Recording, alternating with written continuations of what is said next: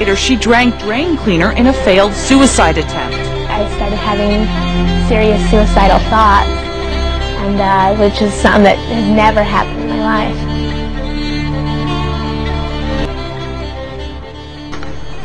SSRI antidepressants sold as Paxil and Prozac, among others, are used by millions of adults and children for depression.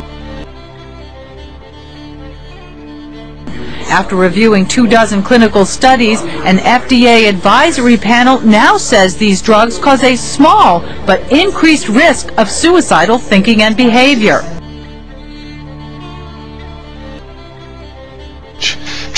Tragedies like this one in Pennsylvania and in Colorado last week seem to be inexplicable. But listen to this. More often than not, antidepressants are involved.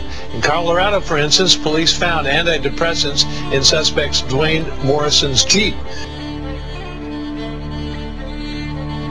The nightmare started when she noticed her then 14-year-old daughter Michelle was not her usual self after a big family move and a change in schools.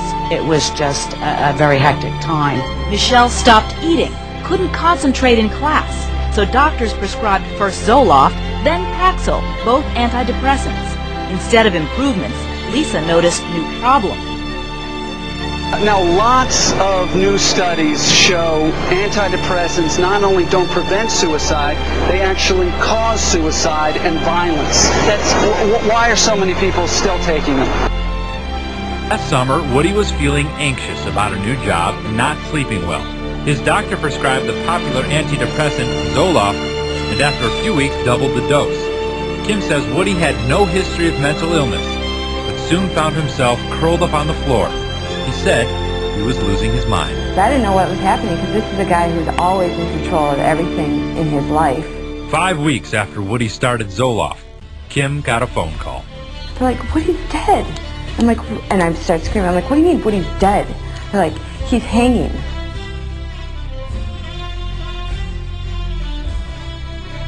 Dr. David Healy is a psychiatrist in the UK and an expert on how drugs work.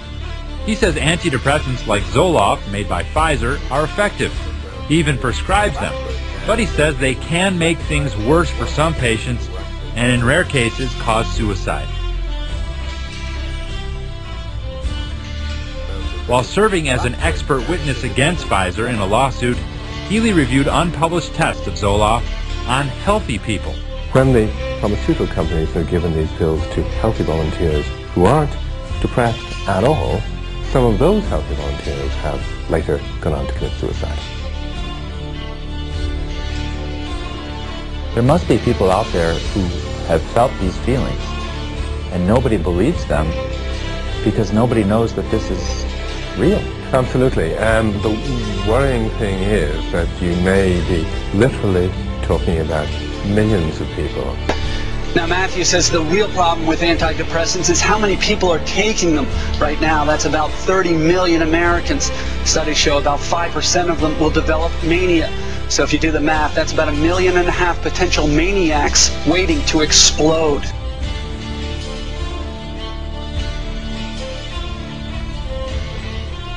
The problem really begins, they say, with diagnosis. According to Harold Koplowitz, founder of New York University's Child Study Center, most antidepressants for children are prescribed by primary care physicians, untrained at detecting real mental illness. Depression doesn't have a blood test. Depression takes a very extensive evaluation that takes time, and time costs money. We do know the FDA recently warned doctors that antidepressants can cause both suicidal and homicidal thoughts. In 2002, big story correspondent.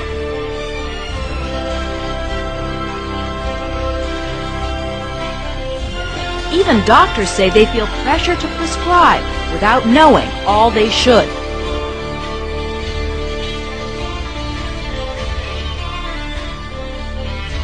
Tested and approved for use in adults, SSRIs are prescribed for children too, though only one drug is FDA approved for children, Prozac.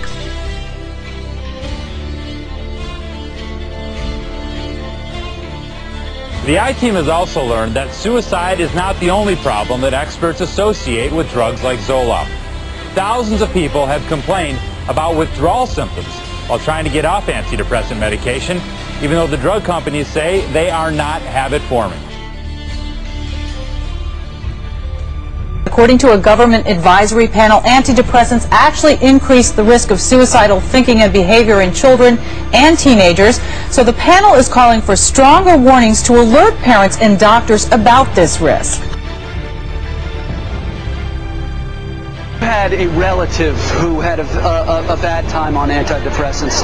Describe that to me. My brother-in-law committed suicide while withdrawing from antidepressant nortriptyline. It's an older antidepressant. Totally out of character, a loving man. We miss him dearly.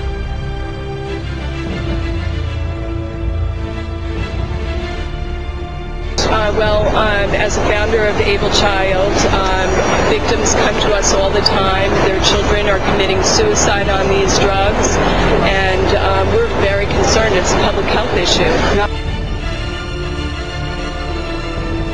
When doctors upped Michelle's dose, things got drastically worse. The increase of Paxil to 40 milligrams is when she had her first suicide attempt. Michelle's struggle is the reason Lisa Van Sickle went to Washington today to testify at an FDA hearing on whether powerful antidepressants should be given to children.